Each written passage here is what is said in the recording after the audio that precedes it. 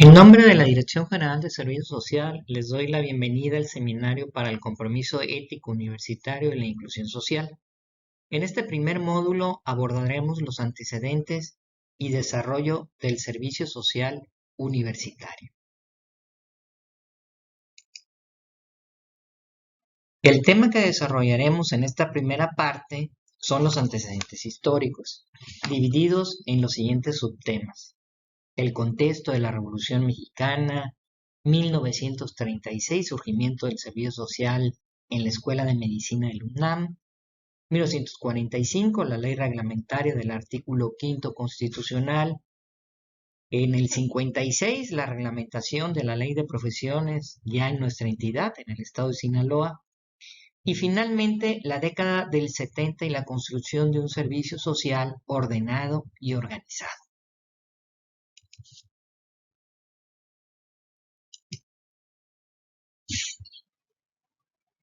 El proceso revolucionario fue violento. De este surgió un nuevo régimen político-jurídico y nuevas instituciones que modelaron nuestro siglo XX.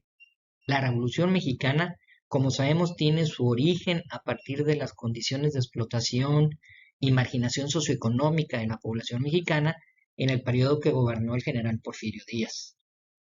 Los líderes de la revolución, Carranza, Villa, el Grupo Sonora, con gente como Obregón, Calles, etcétera, son liderados surgidos del pueblo y muy distantes de la oligarquía porfirista. Supieron traducir las demandas sociales y plasmarlas en la Constitución Política de 1917.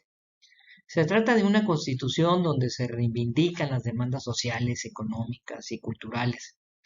De alguna manera, como señalan algunos historiadores, el siglo XX mexicano arranca precisamente después de 1910. Una de estas demandas llevada a la Constitución fue garantizar educación al pueblo. Es así como tenemos que a finales de 1920, octubre, José Vasconcelos presentó ante la Cámara de Diputados la iniciativa de crear una dependencia federal cuyas funciones civilizadoras llegaran no solo a una porción privilegiada del territorio, es decir, el Distrito Federal, ahora la Ciudad de México, sino también a toda la República, necesitada de un extremo a otro de la acción del poder público y de la luz de las ideas modernas. Es entonces que para el 25 de julio de 1921 el presidente Álvaro Obregón decretó la Secretaría de Educación Pública, medida que fue aprobada por unanimidad en la Cámara de Diputados. En honor a la verdad, esta primera secretaría se llamaba de Instrucción Pública.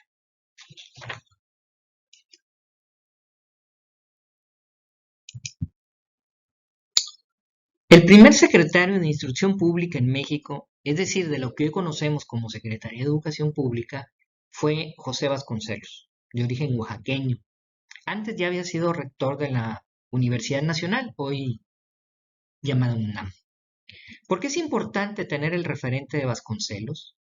Bueno, desde la Secretaría de Instrucción Pública, Vasconcelos desarrolló un programa de difusión cultural en todo el país, con programas de instrucción popular, escuelas rurales, edición de libros, promoción del arte y la cultura. La siguiente frase, la que estamos viendo en pantalla, resume qué perspectiva tenía de la educación. Al decir educación me refiero a una enseñanza directa de parte de los que saben algo, a favor de los que no saben nada. Me refiero a una enseñanza que sirva para aumentar la capacidad productora de cada mano que trabaja y la potencia de cada cerebro que piensa. Con Vasconcelos, el tema cultural y educativo sienta las bases para hacer realidad el derecho a la educación por el Estado mexicano, consagrado en el artículo 3º constitucional.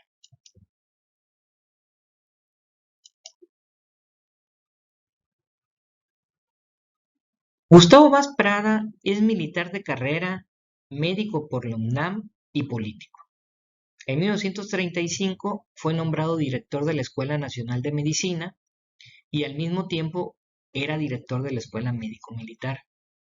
En 1936 Con base a su experiencia como estudiante de medicina y conociendo las condiciones sociales y económicas del país, recordemos, estamos en el periodo presidencial del general Lázaro Cárdenas del Río, establece el programa de servicio social obligatorio para médicos pasantes.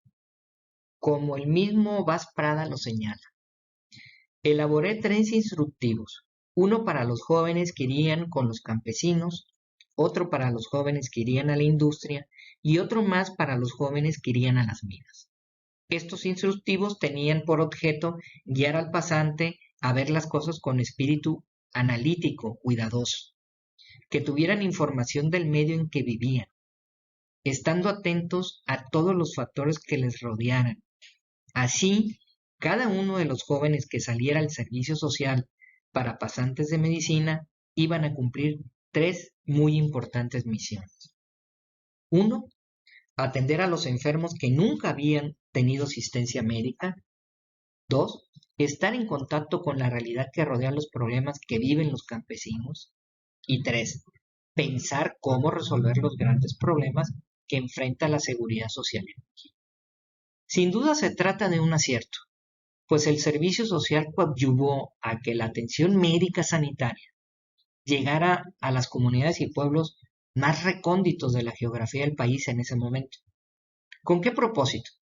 Pues con el propósito de ayudar y retribuir de alguna manera lo invertido en la formación de estos médicos, sirviendo con sus conocimientos a la población que el gobierno no podía atender por falta de recursos.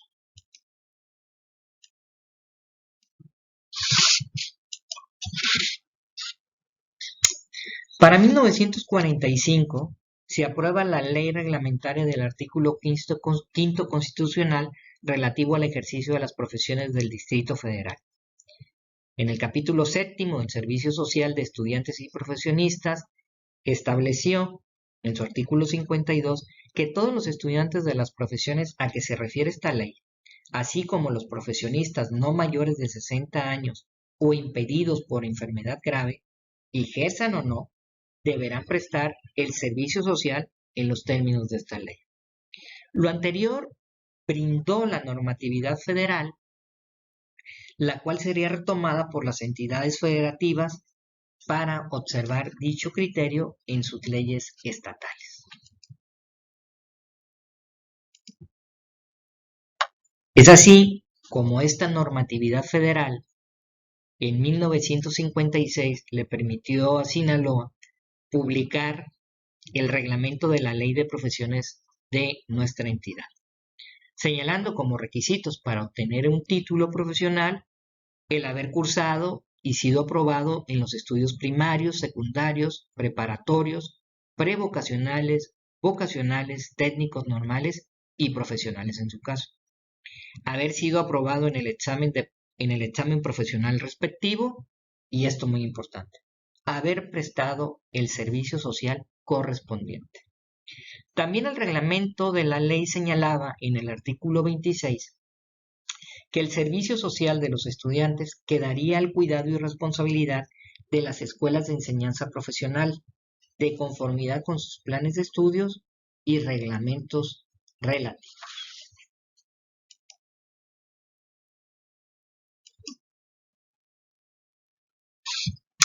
El 4 de diciembre de 1965, a iniciativa del gobernador Leopoldo Sánchez Celis, la Universidad de Sinaloa, nombre que detentaba desde 1941, logró la autonomía universitaria y pasó a denominarse Universidad Autónoma de Sinaloa. La UAS, en los años 60 y 70, vivió intensamente la movilización de sus estudiantes, maestros y trabajadores, con episodios de crisis y desestabilización. Empero, a partir de 1977 el movimiento universitario por sí solo fue capaz de restablecer la normalidad institucional, fortaleciendo la orientación cultural, la planeación de su desempeño y el mejoramiento general de una universidad cada vez más comprometida con la academia y la sociedad sinaloense, bajo el lema preciso y continuado de superación académica y compromiso social. Esta parte del compromiso social veremos cómo se desarrolla a partir de los 70 en adelante a través del servicio social.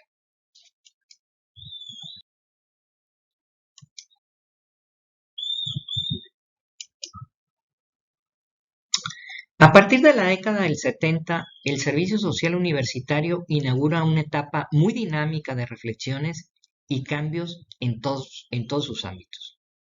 La idea fue darle orden con base a una planificación de largo plazo y organizar institucionalmente en todo el territorio sinaloense su presencia.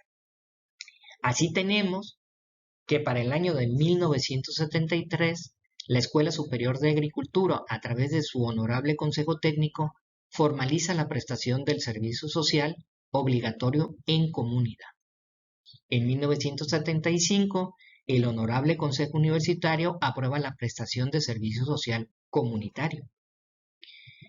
Para 1977 se crea el colectivo de servicio social, es decir, esta instancia directiva que va a ordenar y organizar el servicio social universitario, hoy llamada Dirección General de Servicio Social. Entre 1978 y el 79 se capacitan los docentes que trabajaban en el colectivo de servicio social a través de una especialidad orientada al trabajo comunitario. En 1979 se establece un programa de capacitación no solamente para los docentes, sino también para los brigadistas en trabajo comunitario y se capacitan 3.300 estudiantes en toda la entidad. Y en 1980 se realiza el diagnóstico mosaico de necesidades del estado de Sinaloa. Se seleccionaron 310 comunidades, se aplicaron 6.303 cuestionarios y al final lo que tenemos en este cuadro y en esta cronología es que el servicio social empieza a tener un orden, empieza a tener una vida institucional y sobre todo dos actores que son claves para poder desarrollarlo, los asesores y las asesoras, junto con los brigadistas, reciben capacitación para precisamente desarrollar programas de servicio social, los cuales sean exitosos en la comunidad. En 1970, en la década de los 70, recordemos que Sinaloa era eminentemente rural. Sus ciudades, sus principales ciudades, no estaban tan pobladas como es hoy en día. Pues desde esa fecha para acá, el servicio social ha tenido un orden, ha tenido capacitaciones constantes y permite tener un servicio social cuya intervención es efectiva en la comunidad.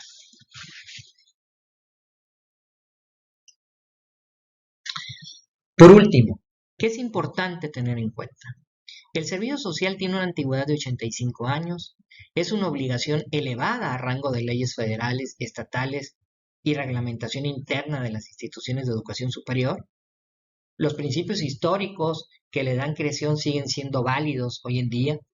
Lo que hemos estado reflexionando sobre las razones que Gustavo Vaz Prada en 1936 esgrimió para crear el servicio social, o este modelo de servicio social que toma orden y se organiza a partir de la década de los 70 en nuestra universidad con esta intervención orientada hacia la comunidad y un servicio social en la UAS cuyos últimos 50 años tienen una orientación de procurar se desarrolle en comunidad y sirviendo a la población con base al compromiso social y la formación integral de los futuros profesionistas.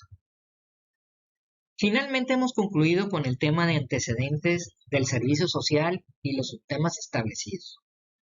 Esperamos la información brinde una idea general. Ese es el propósito, entender en pinceladas gruesas el proceso histórico que ha sido la construcción del servicio social en nuestro país, en nuestra entidad y en nuestra universidad. Nos vemos en la parte 2, donde abordaremos el tema ¿qué es y cómo hacer servicio social? Agradecemos la atención prestada.